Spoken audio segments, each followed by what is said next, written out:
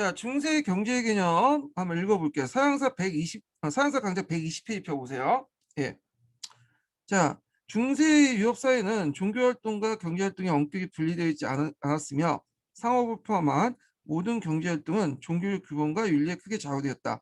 교회가 탐욕을 7가지 주요 죄로 중에 하나로 간주했기 때문에 돈이나 탐욕과 관련된 상인들은 천시받을 수밖에 없었다. 그래서 어, 상인은 신을 조금도 혹은 결국 기쁘게 할 수 없다는 이야기가 이를 잘 대변한다. 자, 그래서 상업활동을 규제하는 종교적 윤리는 공정가격 이론이죠. 앞에 얘기한 것. 그 개념에서 이제 제시했는데 이 공정가격의 개념을 정의를 내었던 사람 중에 토마스 아퀴나스가 있죠. 어떤 것을 그 공정가격보다 비싸게 팔려고 사기치는 것은 이웃의 손을 속여 손해를 보게 하는 것으로 큰 제약이다. 이렇게 말했다. 그래서 그 예를 들었는데 로마에서 성직 의상을 구입하는데 나중에 보니까 매우 싼 값에 옷을 구입한 사실 알고 나서 옷을 팔았던 사람들이 웃돈까지 붙어서 서둘러 돌려주는 10세기 한 석진자에게 공정한 가격을 지켜야 할 구경이었던 것이다. 그래서 이게 나중에 보니까 어, 성직 의상을 이제 팔았는데 나중에 이게 너무 비싸게 판 걸 알고 돌려줬다는 거야. 예. 자, 그럼 뭐 이런 내용들인데 시장 가격에 따라서 돈을 받아라. 수요 공급에 따라서. 그런데 앞에서 언급한 것처럼 이런 내용들은 크게 문제가 될 내용은 아니에요. 지금 현대적 관점에 볼 때. 이제 문제는 이제 다음에 이자와 관련된 거죠. 그래서 무엇보다 교회 공격을 받았던 대상은 이자 또는 대부, 고리대금이죠. 예. 그 당시 이자는 절도행위예요. 왜? 누구의 것을 훔친 거예요? 신의 것을 훔친 거죠.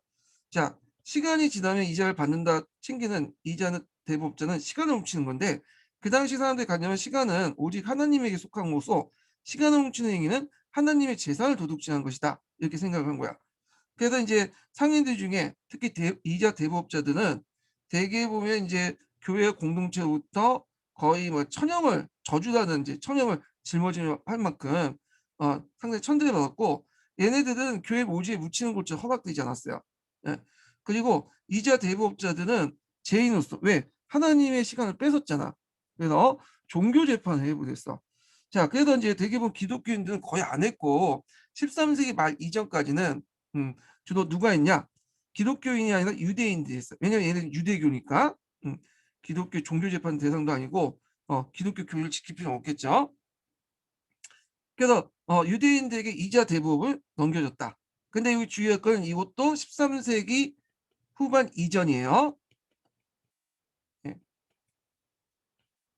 13세기 후반 이전의 얘기고 그 다음에 뒤에 넘어가서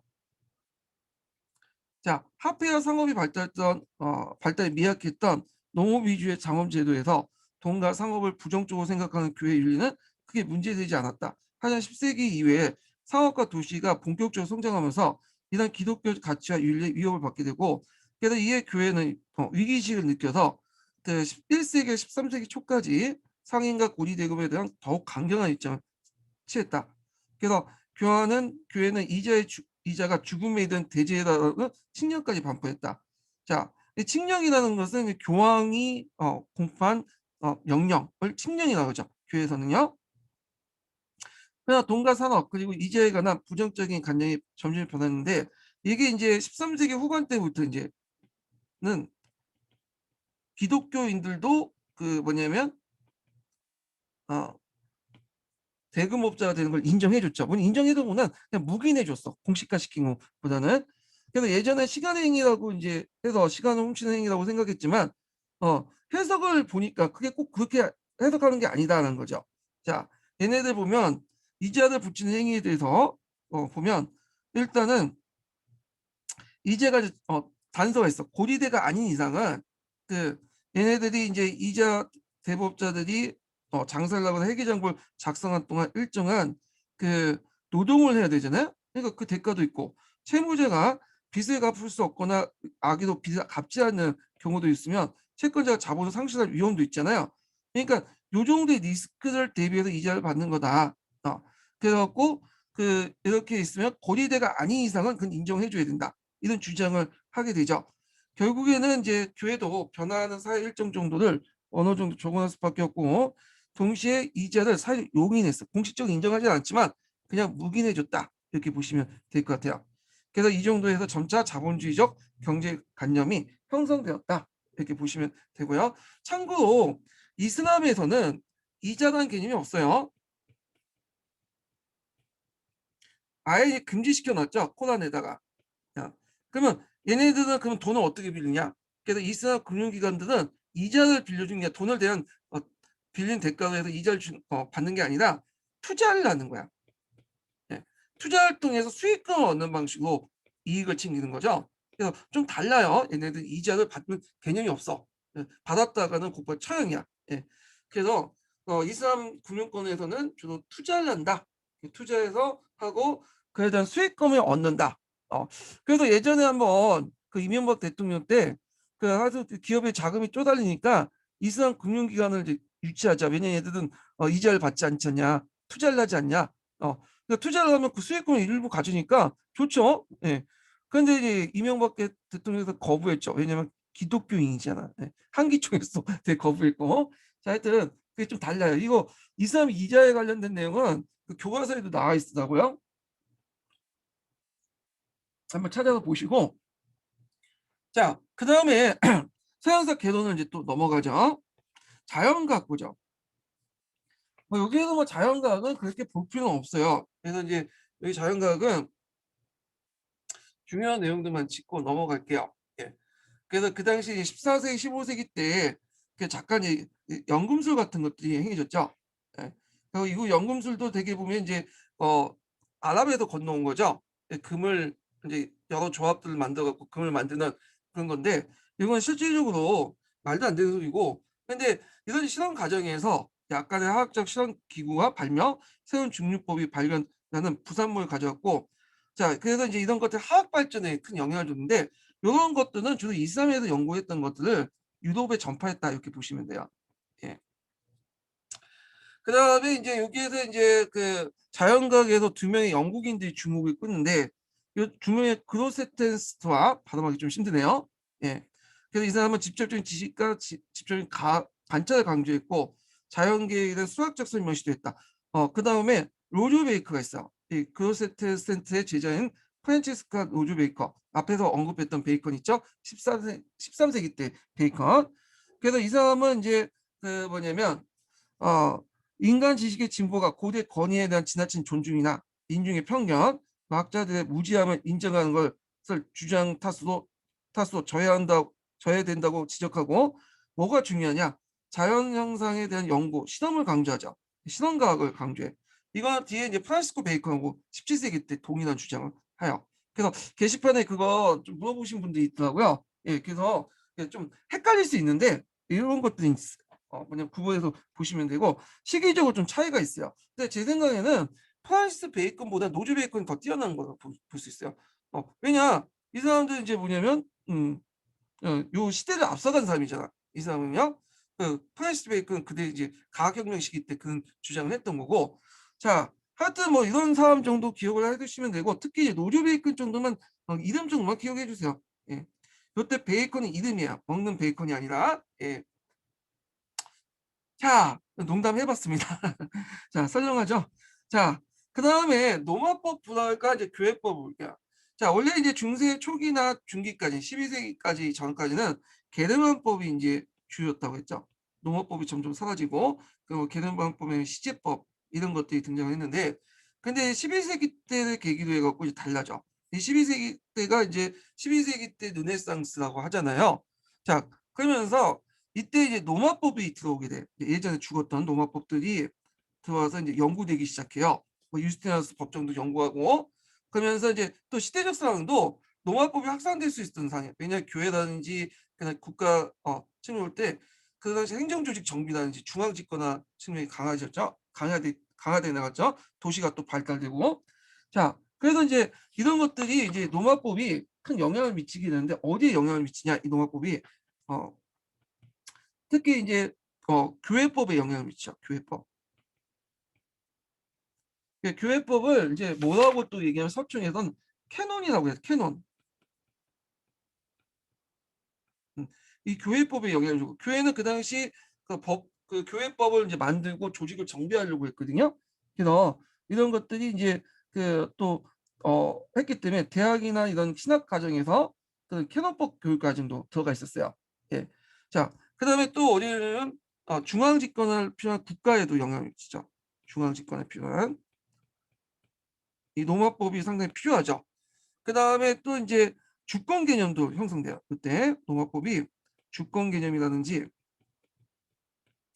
그다음에 이제 또 어떤 것도 이제 만드냐면 입법권이니 뭐 사법권이니 그런 개념들 있죠. 국가에서 필요한 자 이런 것도 다 노마법에서 영향을 받아요. 예. 이 주권이라는 개념은 나중에 근대 들어가면 이제 국가 이성이니 뭐 이런 개념으로 포장을 하고 하죠. 이건 좀 나중에 얘기하고 국가 이성이라는 개념이 주권이라는 개념의 이제 표현인데 자 그러면 이제 하나하나 볼게요. 먼저 이제 볼 게 이제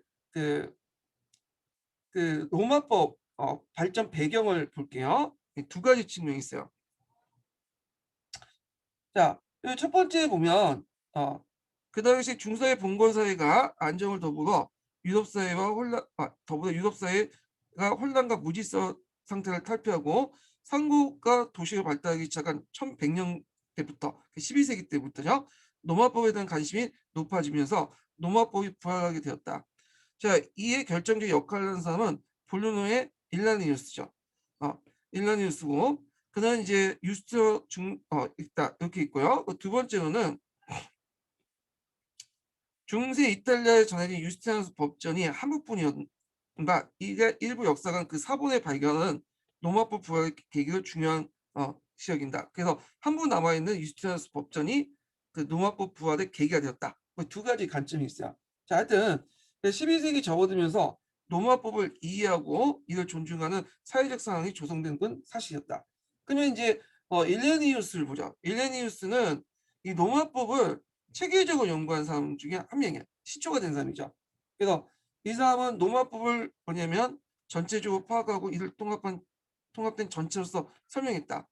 그래서 그의 이러한 노마법 강연을 듣고자 유럽 각지의 학생들이 몰려듣고 어디로? 볼루노 대학. 그래서 볼루노 대학이 법학이었던 것이 일레니우스가 여기 정착했기 때문이었대요. 그래서 볼루노 대학은 중세 유럽의 법학 연구의 중심이 되었다. 또한 노마법은 주권 개념과 더불어 입법권을 가진 공권 권력 제 국가와 정부의 개념을 유럽 사상에 도입하게 함으로써 법 체계가 무엇보다 무엇인가에 대한 새로운 사상을 중세인들이 가르쳐줬고요. 그 다음에 이제 그 볼루나 수도사 그라티우스가 있어요.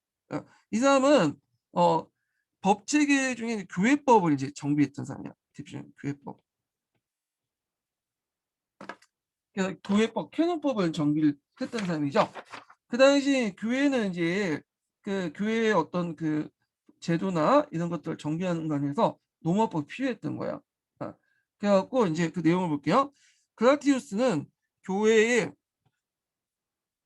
재판 기준이 되는 종교의 결의와 교황의 훈령 등 여러 이제 것을 바탕으로 교회법이란 방대한 테스트를 체계에 정비를 했고 그래서 이제 그라티우스 법륜직이라는 것을 큰 성공을 거두어 교회법에서 가장 권위 있는 법령직으로서 널리 이용했다. 자, 요 그라티우스 법령직은 주로 누구 중심으로 정리해 교황의 권위를 강화시키는 방향으로 정리가 됐죠. 예, 좀 기억을 해두시고요. 자, 그래서 이제 있고 그 다음에 교회법은 물론 교황이 강장하였고 성직자 그 내용이 있어요. 교회법 강장한 내용. 성직자와 교회 재산에 관련된 모든 문제를 취급하고 있지만 이와 동시에 일반 속인들 또는 교회 신자였기 때문에 속인들 또한 교회 신자였기 때문에 결혼, 지참금, 유언, 계약의 집행, 서약, 빈민규제, 교육, 이단, 이자 등 일상생활과 사회생활의 많은 부분을 규제하고 있어 체계적인 편차는 현실적으로 중요한 의미를 가지고 있다. 자, 이러한 법령직에 규정된 교황의 권한을 이용하여 교황은 새로운 입법 조치를 많이 취했으며 교회 법정은 유럽의 전 그리스도교 세계 최고 법정의 권위를 가지게 되었다. 이렇게 보시면 되고요. 교회법과 관련된 내용은 서양사 총론에 좀 자세히 적혀 있어요. 근데 서양사 총론은 이제 뭐 거기까지 읽을 필요는 없을 것 같아. 중요도가 떨어지니까 이거는요. 이런 게 있구나 해서 개론 정도만 읽어보시면 되고요. 총론을 더 알고 싶다 분은 총론을 공부를 하시면 되고 더 알고 싶다고 하신 분은 대학원 가시면 돼요. 이런 건 별로 중요하지 않으니까 건너뛸게요. 자, 그다음 중세 문학을 이제 볼게요. 중세 문학. 자, 중세 문학의 특징은 크게 이원적으로 구성됐다는 거죠. 예. 라틴 문화가 있고요. 이건 되게 종교와 관련된 거죠. 그래서 별 의미는 없어. 예. 재미가 없고. 그다음에 소고 문학이 있어. 소고 문학은 뭐냐면 이 라틴어는 국제어잖아요. 예, 그 당시에. 근데 소고는 그 당시에 그 각 지역에서 썼던 토착어야. 그러니까 예를 들어 뭐 프랑스는 프랑스어, 그다음에 영국 같은 영어 뭐 이런 것들 소고라고 속하겠죠. 이 소고 문학은 이제 좀 볼 만한 게 있어요. 그게 이제 뭐냐면 그 기사 문학들이 발달됐고, 예, 기사 문학. 그래서 니베릉거의 노래 같은 것도 있죠. 독일에.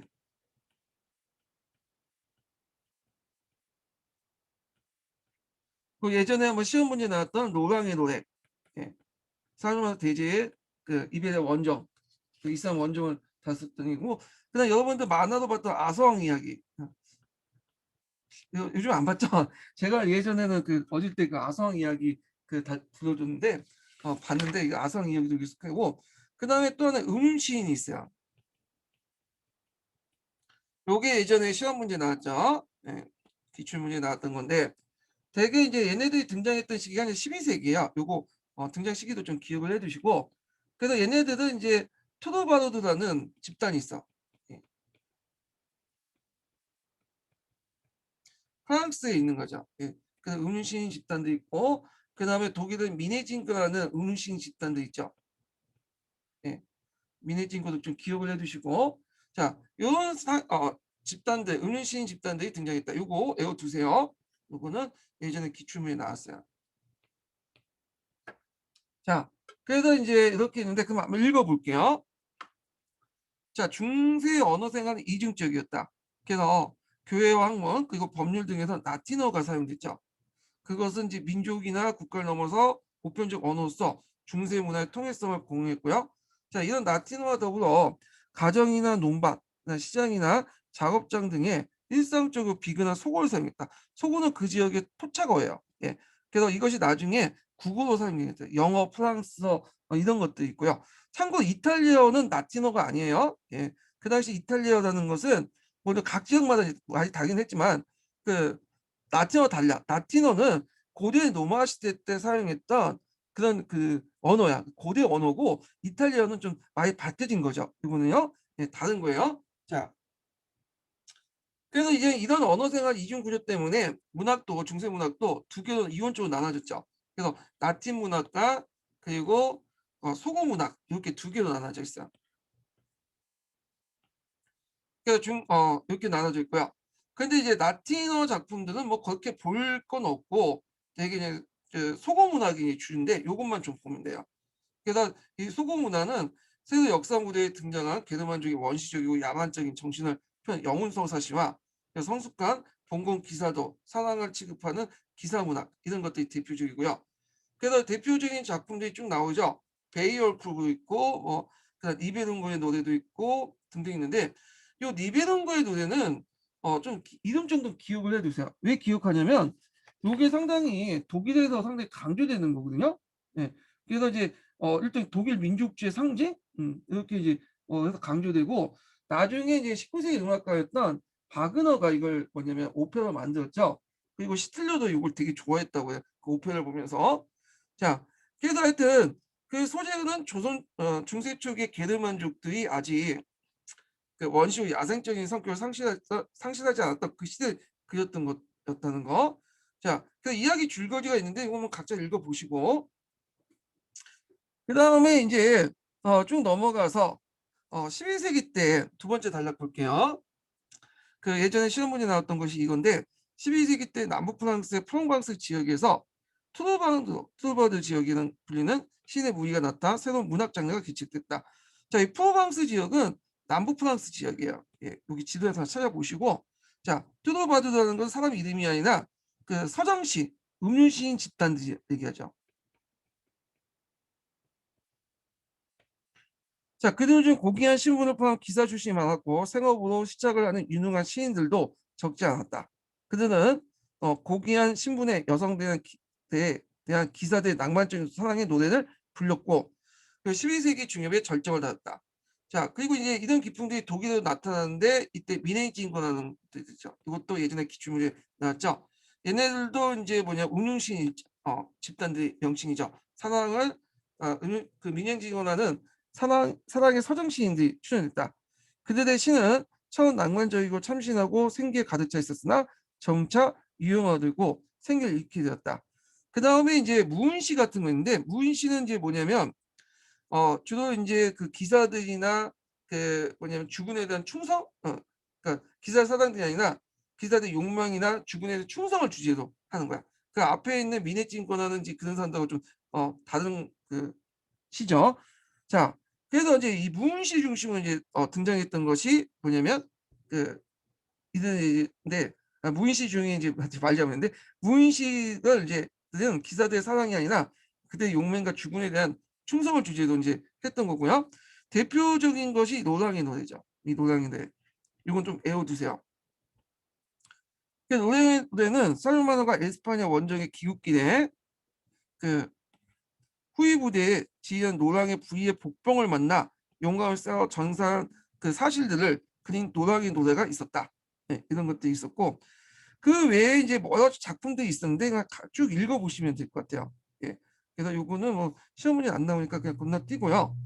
근데 다만 이제 예전에 시험 문제 좀 나왔던 게 뭐냐면 요 뒤에 보면 고트브리트의 트리스탄과 이졸다예요. 예. 이거는 이 작품이 켈튼족 문학이에요. 켈튼족. 그래서 서로가 남녀가 사랑을 다는 것이 영가. 문신 아니에요. 이거는. 그래서 예전에 한번 오답으로 트위스타와 이졸다가 나왔어요. 그래서 그 노랑의 노래의 내용이 적어놓고는 노랑의 노래를 적어놓은 게 아니라 이거는 트위스타 이졸다다. 뭐 이렇게 오답으로 나온 적이 있거든요. 그래서 뭐 이 정도만 파악을 해두시고 내용은 제가 신마교재에 적어놨어. 네.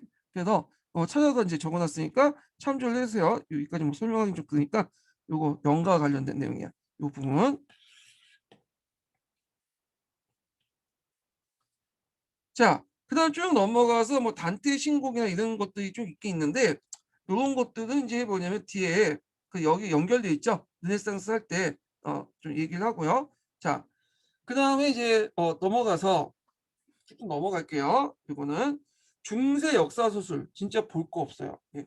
중세 역사 소설은 이런 게 있구나 하고 넘어가시면 돼요. 예, 이런 거는 자, 그래서 이제 이 중세 시대 때 이제 전반 특징은 그냥 인간보다 신이 중요하다 보니까 대개 보면 신의 위대함을 증명한 역사 뭐 이런 것들 이제 주겠죠. 네, 그런 것들은 쭉 보시면 될 것 같고요. 자, 그다음 중세 미술을 볼게요. 중세 미술. 자, 중세 미술은 보통 우리가 이제 여기는 시험 문제 나오죠.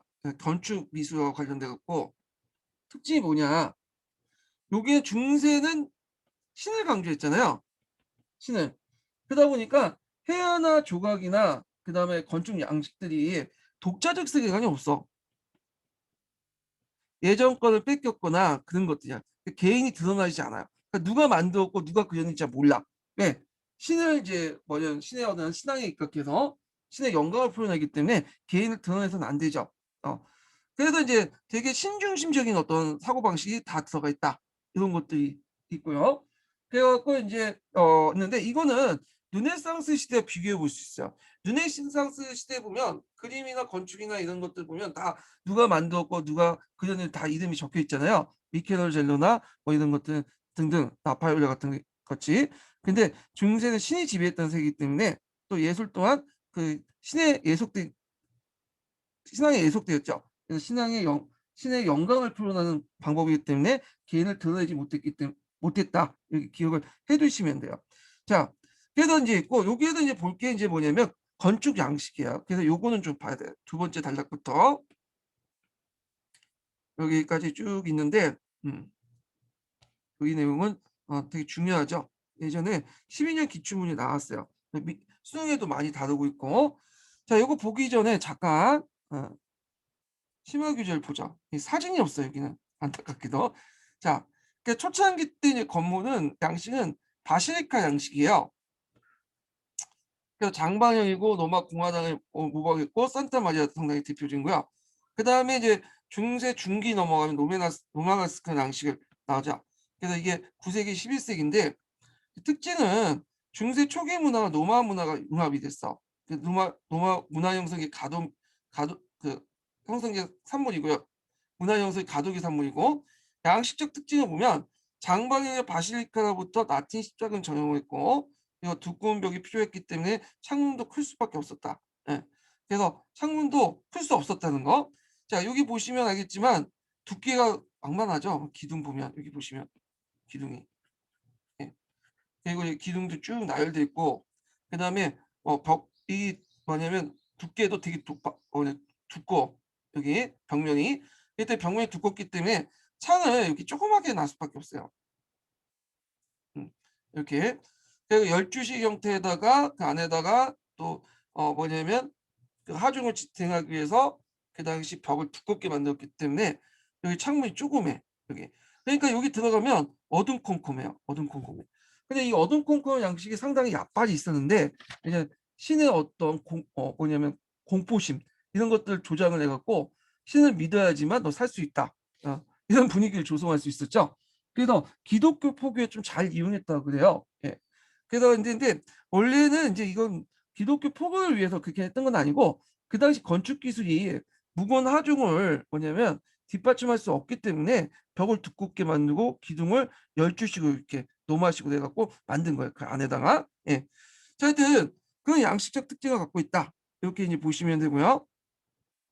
그 내부에 열주가 있고 앞에 이제 기둥도 있죠. 교차 공룡과 창문의 상부도 아치로 연결돼 있다.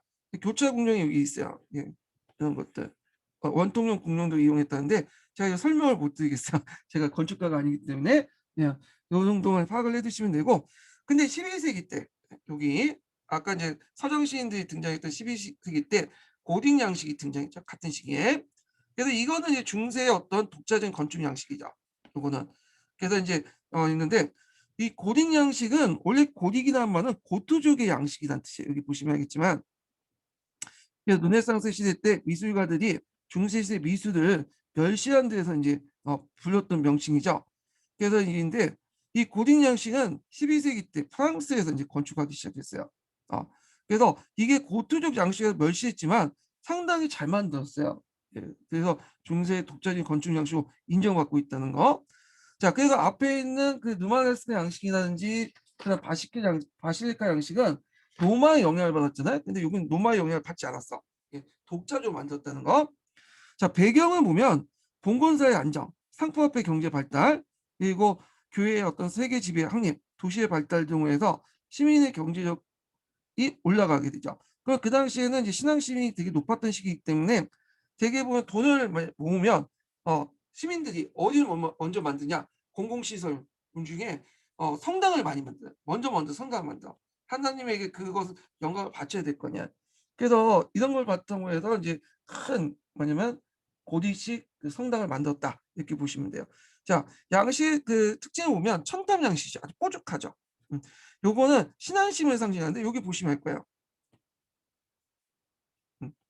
여기 포주캐. 그래서 이건 지붕의 하중을 또 줄일 수가 있겠죠.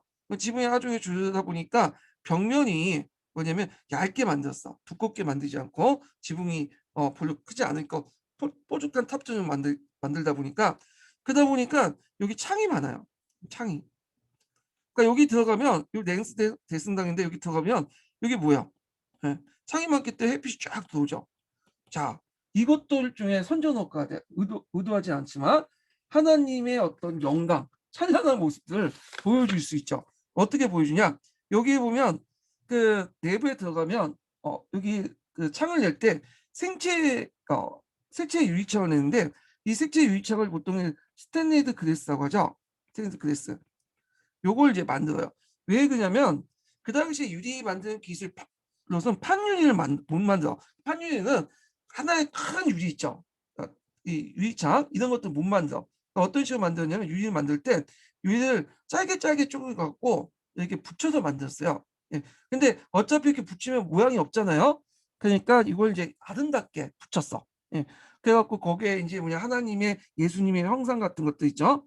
이런 것들을 그려놓은 거야.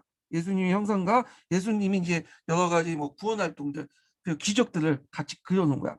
그러면 여기에 딱 들어가잖아요. 햇빛이 비치죠. 그 예수님의 그림들이 여기 창에 있는 그런 색깔들, 그림들이 여기 밑바닥에 쫙 깔려요.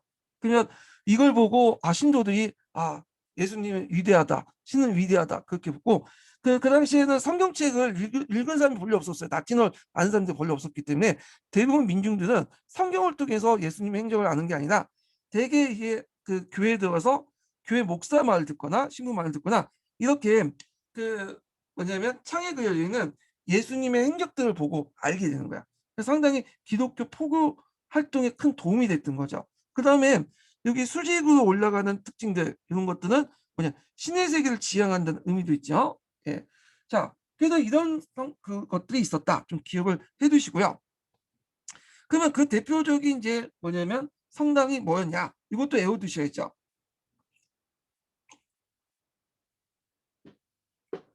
그래서 대표적인 게 프랑스 노트람드 성당, 생드리 성당, 사우트 성당, 랭스 아미앙, 영국의 웨스트민스턴, 솔즈베이 성당 등등이 있어요. 예.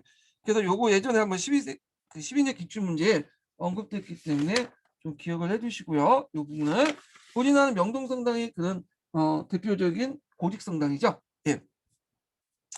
그 뒤에 이제 제가 바실리카 양식하고 로마네스크 양식, 고딕 양식의 특징들과 대표적인 성당들을 적어놨어요. 자, 그러면 이제 서양사 개론 내용을 한번 읽어볼게요.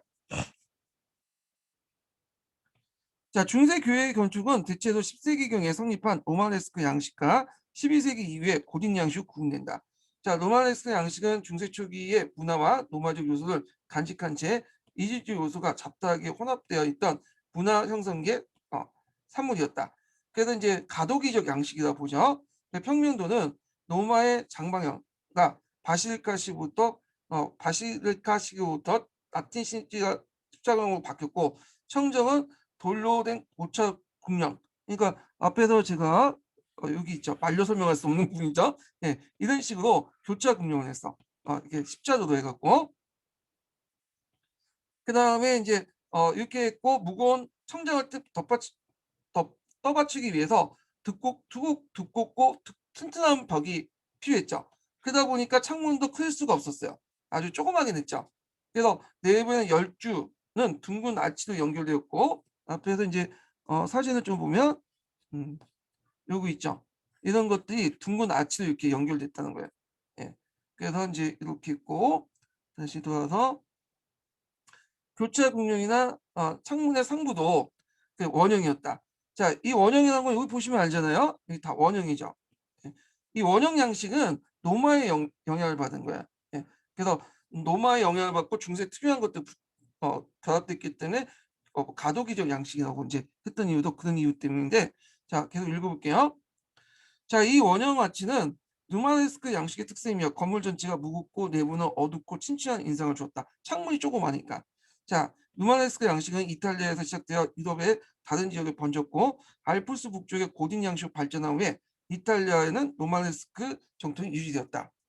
자, 그 다음에 노마네스크 양식이 민족 이동의 혼란을 완전히 탈피하지 못한 가도기 양식인데 비해서 12세기 때 북부 프랑스에 시작돼서 전 유럽 전파된 고딕 양식은 중세 독자적인 기독교 예술 대표 교회 건축이죠. 요때부터 노마적 요소가 없어져. 그래서 그것은 봉건 사회가 안정되고, 이 노마색 고딕 양식이 등장 배경이죠. 예.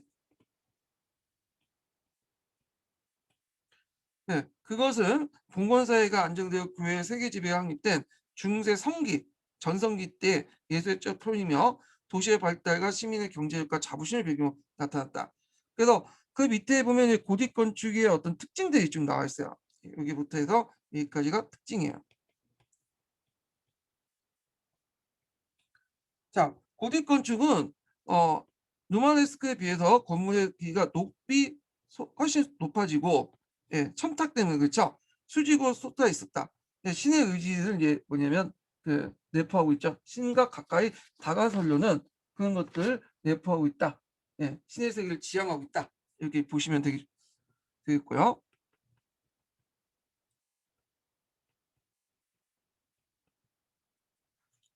자, 그 다음에 여기 밑에는 좀 각자 보시고, 거기 특징이 보면 이제 뭐냐면 여기에서 이제 되게 보면 창문을 만들 수 있다는 게 있죠. 왜냐면 여기 누메라스크처럼 건축이 벽이 두꺼울 필요가 없기 때문에 왜냐면 하중을 덜 받죠.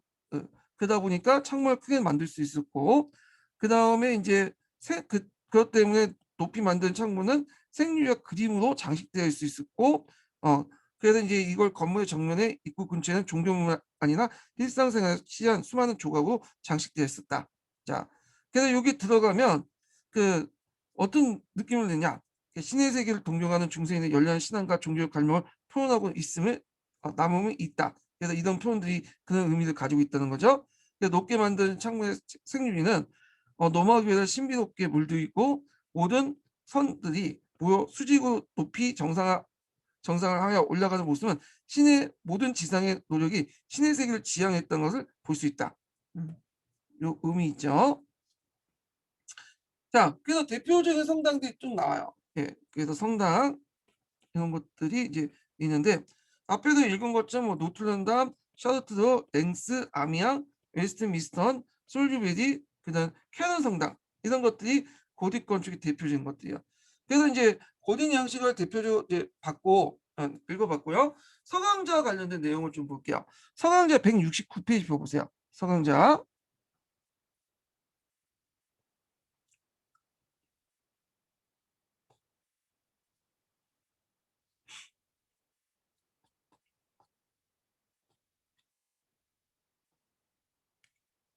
여기인가?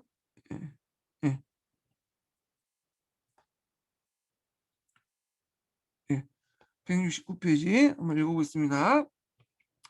자, 대학과 아울러 우리의 눈으로 볼 수 있는 중세문화의 가장 두드러진 성과는 미술 분야다. 특히 교회와 수도원 등의 종교적 건축이다. 프랑스의 문호 빅토리 위고의 표현처럼 중세인들은 그들의 사상을 돌에 기록하였다. 교회 건축은 아마도 중세시대 때 치대의 자금과 인력을 동원하고 대중의 관심을 가장 많이 끈 사업이었을 것이다. 그것은 또한 중세가 신앙의 시대였음을 보여주는 상징적인 동시에 중세 도시의 경제적 번영과 활력을 보여준 징표이기도 하다. 이렇게 있고요. 자, 요거 이제 뒤에 읽기 전에 제가 세 번째 인증번호 알려드릴게요. 세 번째 인증번호는 21번이에요. 예, 세 번째 인증번호는 21번입니다. 자, 로마 제국 멸망 후에 수세기 동안 서유도의 건축은 이렇다 할 만한 변화가 없었다. 자, 로마 제국 말기에 평평한 나무 청장에 직사각형 형태로 지어진 바실리카 양식이 여전히 이탈리아 등지의 지배적이었고 바실리카 양식이 있죠. 그래서 어, 나무 청장의 직사각형 형태로 지은 바실리카 양식의 특징들이 쭉 나오고 있어요. 그리고 라반나나 베네치아처럼 동로마 제국과 가까운 지역에 이 비잔틴 양식이 도입됐다. 뭐 이런 것도 있고요. 자, 교회 규모 또한 그리 크지 않았다. 샤르마느가 아인에 지은 그 당시 아담한 팔각형 동구주의 성당이 천년경까지 서름에서 새로 지어진 교회 가운데 가장 큰 것이었다. 근데 이 시기에 전후에 바이킹 침입으로 불타버린 많은 교회를 재건하는 대규모 건축 사업을 했는데 이때 이제 등장했던 이제 뭐냐면 9세기부터 바이킹에 무너진 성당들 다시 만드는 과정에서 누마네스크 양식이 나타나죠. 예. 요게 이제 뭐냐면 서기에 없고 서강자에만 있는 거야. 요거.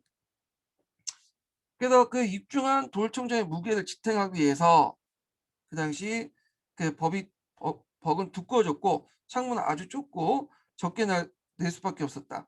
그래서 누마네스크 양식은 지어진 교회 외관은 말 그대로 하나님 요새처럼 견고해 보였고 하나님의 정당에 걸맞지 않게 내부에 들어가면 다소 어두운 게 흠이었다. 근데 이 어두운 것도 일종의 포교 활동을 이용할 수 있죠. 두려움을 만들어서 신에게 의지하게 만드는 거야. 신이 그만큼 어떤 무섭다 이런 것들 보여주는 거죠. 자, 하여튼 이런 단점을 극복한 것이 12세기 중엽 프랑스 북부에서 나타난 고딕 양식이다. 그거는 뾰족한 아치와 대각성상의 두기 등의 능굴로 연결해 청장의 하중을 줄이고 건물 외벽에 마치 배의 노처럼 뻗어 나온 부벽을 설치해서 벽의 하중을 지탱하는 혁신적 건축 요소를 도입했다. 여기 보면 뭐 되게 있는데 저는 무슨 말인지 모르겠어요. 예, 요거는 건축을 전공하신 분들이 좀 이해를 하실 것 같은데 자, 하여튼 여기에서 제가 이해할 부분은 일단 이런 건축 기법에서 건물의 하중이 되게 줄어들었다는 거야. 그래서 건물의 하중을 분산시키면서 벽과 기둥을 좀 더 얇고 높게 세울 수 있을 뿐 아니라 창문을 훨씬 더 넓고 많이 내어 신뢰의 환한 빛을 끌어들일 수 있었다. 그래서 이 웅장한 시내에 성서나 성인의 이야기를 수놓은 사방의 생유리창 스테인드 글래스를 쓰고 이른바 무식하고 가난한 이들의 성서 역할을 했죠. 왜냐면 얘는 라틴어를 잘 모르기 때문에 성경책을 읽을 수 없죠. 그러니까 성경책 대신에 이런 것들 창문을 통해서 창문에 비춰져 있는 그 밑에 있는 그림을 통해서 이제 인식을 하게 된 거야. 자, 하여튼 이런 걸 통해서 색색의 빛깔은 실내를 장식한 수많은 건고한 조각상과 함께 화려하면서 신비로운 분위기를 자아냈다. 자, 역시 화려한 장식된 정면 홍강 위로 움틀 솟는 청탁들은 마치 도시의 자존심과 아울러 천국을 가는 신자들의 영혼을 담겼다. 그래서 그 양식의 특징들이 있는데 한번 각자 보세요. 예, 화려하긴 하네요. 이런 것들 얘기하는 것 같아요. 예, 청장 양식 같은 것들은. 그래서 도시의 부와 신앙심을 상징한 고딕 성당들은 야만스러운 게르만족 스타일이라는 별명의 뜻으로 그 고딕이라는 명칭을 붙였지만 명칭이 무색하게 중세의 암흑시대이커녕 찬란한 빛과 그 아름다움을 추구한 시대였음을 여실히 보여준다. 그래서 우리가 고딕하면 좀 무식하게 만들었고 좀 이렇게 그 못 만들었다고 생각하지만 실제로 되게 잘 만들었어요. 그래서 그 유명론자들 많이 있죠. 예, 오콤의 면도날 이런 고딕은 무식하다 이런 걸 제거하고 봐야지 이런 개체인 고딕 양식의 특징을 파악할 수 있는 거야. 좀 억지로 갖다 붙인 것 같은 느낌이 있는데 자, 하여튼 그래서 중세는 분명 기독교 신앙에 살았던 시대였지만 그렇다고 해서 일반 중세인들의 생활 문화의 전면에 획일적으로 지배한 건 아니다. 그래서 요게 이제 뭐 관련된 내용들 중세 문학 같은 것도 있고요. 그냥 뒤에 보면 소금 문학과 관련된 내용이 있어요. 그래서 요거는 한번 요 부분만 좀 읽어볼게요. 예, 다음 장 보면 이 페이지 172페이지 마지막 단락만 볼게요. 자, 소금 문학은 12세기 때부터 점차 더 많이 생산되고 필사본이나 구조로 더 널리 유포되었다. 가장 두드러진 장르는 전사 영웅의 무공을 그린 무운시, 로망 같은 기사 문학들이 있었고 로망 등 기사 문학이었다. 자, 그래서 이것의 기원에서는 이론이 분분하지만 음흉시인들이 주된 청중이 음흉시인들이 주된 청중이 작품의 등장인물 같은 봉건계급 남상이었다는 건 이견이 없다. 그래서 베올프나 리베롱의 노래, 바이킹의 몸을 그린 사가들처럼 이교도 시대의 영웅들을 배경한 작품도 있지만 대부분 작품들은 기독교화된 기사도와 봉건적 구경을 내포된 인물을 다뤘다. 가장 유명한 예로서 살마니아가 에스파니아 원정을 배경한 로랑의 노래가 있죠. 그 에스파니아 재정복 운동을 시대 영웅 L시대 행적을 그린 L시대 노래 같은 것들이 대표적인 거죠. 기독교적인 어떤 것도 이제 기사 문학을 꾸며놨고 그 다음에 이제 아서왕과 그 원탁의 기사들이 이제 훗날 성배를 찾아서 떠나는 기사들의 모험당 아서왕의 이야기 뭐 이런 것도 있죠. 자, 이런 이야기는 제후의 궁정에 기거하는 기사들의 퍼뜨린 이들은 공정의 이런 이야기들을 제후의 궁정에 기거하는 기사들의 퍼뜨린 이들은 그 궁정의 후원을 받은 음흉시인들이야. 이런 문학 앞에서 언급했던 문학들을 그래서 이제 이들은 이거 기사 문학 외에도 뭐 서정시도 퍼뜨리고 그래요. 연가도 퍼뜨리고 그래서 이제 프랑스 남부의 뚜도바르드와 북부의 뚜도베르, 독일의 미네징거들이 그들이다. 최초의 운시인은 11세기 프랑스 남부의 오코어로 연애시를 짓고 읊은 서정시인들이다. 자, 그래서 이러한 새로운 문학 장르는 그 자신이 시인이고 했던 아키텍 공작 기후 구세의 후원 아래 인기를 얻었고 그 성료였던 아키텍 공작력의 상승력이었던 그 엘리아 발음이 안 되는 엘리아 노도죠. 예. 하여튼 이 사람이 루이 7세와 결혼했고 그래서 이제 왕비가 되면서 프랑스 북부에 전해졌다. 뭐 이런 내용인데 여기는 뭐 궁중의 어떤 사랑 얘기, 뭐 기부인의 마음을 사기 위한 그런 로맨스 이런 내용인데요. 이건 뭐 각자 읽어보시고요. 자, 그래서 이제 있고 뒤에 이제 14세기 초에 나오는 그 단테의 신곡이라든지 초서의 캔터베리 이야기 같은 것들은 르네상스와 연결돼 있어요. 그래서 요거는 뭐 그때 같이 이제 또 설명을 하기도 하죠. 자, 그래서 오늘 이렇게 해서 이제 그 강독 강의 끝나기도 하고요. 예, 그래서 화요일 날 뒷부분에 중세사 이제 또 나가겠습니다. 오늘 수고하셨습니다.